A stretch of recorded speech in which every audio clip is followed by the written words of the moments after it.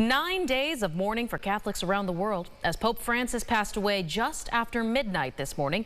We have known him well for his humility and universal love. Jared Hill reports on the pontiff and his final moments. Bells tolled throughout St. Peter's Square in Vatican City as mourners gathered to remember Pope Francis. It's a very sad day for the Roman Catholic faith.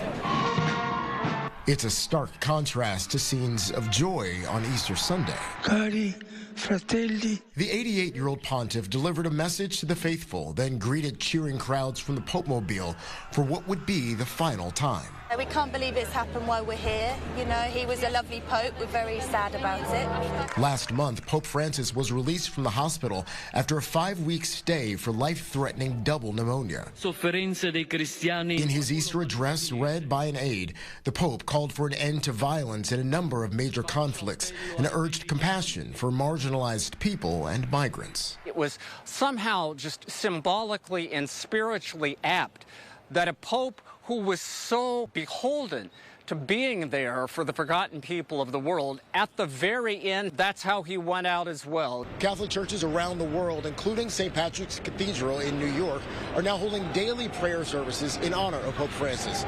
He earned the name the People's Pope during his 12 years leading the church. He was trying to allow people to feel included more, to give hope and more compassion. He just didn't tolerate anyone who felt that they were superior to anyone else or that they were better than. This evening, Vatican officials will preside over a solemn ritual, placing the Pope's body in a coffin, which will eventually be placed at St. Peter's Basilica. Pope Francis will lie in state there for several days before his funeral.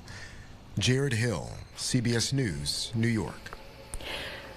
Well, coming back here to our region, the Diocese of Rochester put out this statement in response to the Pope's death, saying, quote, "It is with great sadness, but also with joyful hope in the merits won by Christ's glorious resurrection that the Diocese of Rochester joins with the Universal Church in praying for the repose of the soul of our Holy Father, Pope Francis, who returned home," referencing Easter Sunday there, where the Pope gave his last statements. Also, in a statement from the Diocese of Buffalo, quote, "Pope Francis's example of humility and simplicity, his constant call to seek peace, and his openness to all will forever remind us of our Lord Jesus Christ himself, whom he mirrored in spirit and throughout his long and devoted life as a faithful layman, priest, bishop, and pontiff," end quote.